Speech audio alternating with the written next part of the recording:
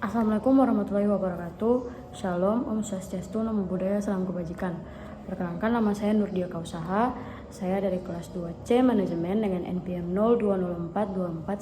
020424111143. Kali ini saya memilih studi kasus yang ke-8. Nah, kasus yang saya pilih itu kasus ke-8, investasi teknologi versus pembagian dividen. PT Digital Kreatif adalah perusahaan startup yang memiliki keuntungan bersih 50 miliar pada tahun 2023. Dewan Direksi mempertimbangkan dua pilihan nih. Yang pertama, reinvestasi seluruh keuntungan untuk pengembangan produk baru, dan yang kedua, membagikan dividen kepada pemegang saham sebesar 30% dari laba bersih.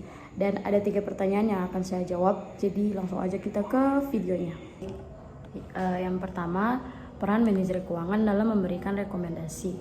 Peran manajer keuangan sangat penting dalam keputusan ini karena menyangkut strategi penggunaan laba yang berdampak langsung pada yang pertama, maksimalisasi nilai perusahaan, yaitu yang kedua, keseimbangan antara kepentingan jangka pendek atau dividen dan jangka panjang atau pertumbuhan perusahaan. Yang ketiga, penilaian risiko dan potensi pengembalian investasi. Nah, tugas utama manajer keuangan yaitu melakukan analisis kelayakan finansial atas rencana reinvestasi, misal menghitung NPV, IRR, dan payback period, menyajikan proyeksi dampak keuangan dari kedua opsi terhadap laba, arus kas, dan struktur modal, mempertimbangkan preferensi pemegang saham, apakah mereka lebih mengutamakan dividen tunai atau capital gain dari pertumbuhan perusahaan, lalu memberikan rekomendasi yang objektif berdasarkan data dan analisis risiko. Yang kedua, analisis kelebihan dan kekurangan masing-masing opsi. Nah, yang opsi pertama yaitu reinvestasi keseluruhan keuntungan untuk pengembangan produk baru.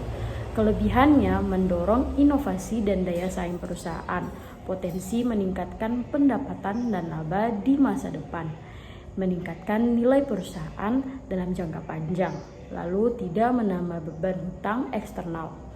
Nah, kekurangannya, pemegang saham tidak menerima dividen tunai dalam jangka pendek, risiko kegagalan produk atau pengembangan teknologi, bisa menurunkan kepercayaan investor yang lebih mengutamakan dividen rutin. Nah, yang ke opsi kedua nih, yaitu membagikan dividen 30% dari laba bersih. Kelebihannya memberikan kapasitas pendapatan tunai bagi pemegang saham, meningkatkan citra perusahaan sebagai entitas yang stabil dan menguntungkan, bisa menarik investor yang mengutamakan cash dividend. Nah, kekurangannya teman-teman, dana untuk pengembangan bisnis menjadi terbatas. Potensi pertumbuhan jangka panjang bisa terhambat. Perusahaan bisa kehilangan momentum inovasi di pasar teknologi yang sangat kompetitif.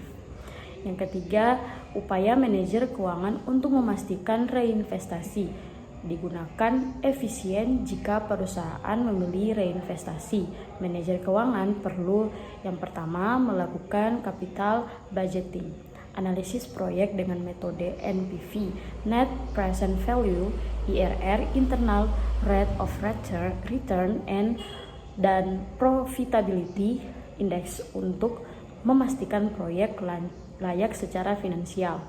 Yang kedua, pengawasan penggunaan dana. Membuat laporan internal, membuat laporan berkala terkait progres penggunaan dana dan pencapaian milestone proyek.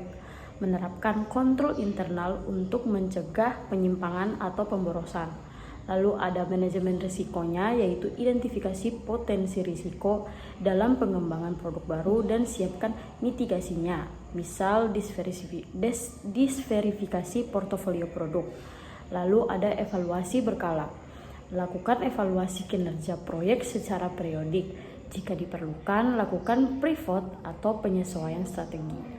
Lalu komunikasi transparan, memberikan informasi yang jelas dan terukur kepada pemegang saham terkait proyeksi manfaat jangka panjang dan reinvestasi.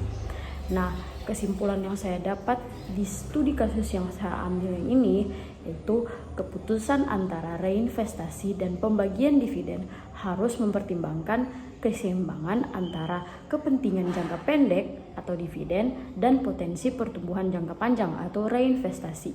Manajer keuangan berperan sebagai penentu strategi keuangan yang rasional berdasarkan analisis data, risiko, dan proyeksi nilai perusahaan ke depan.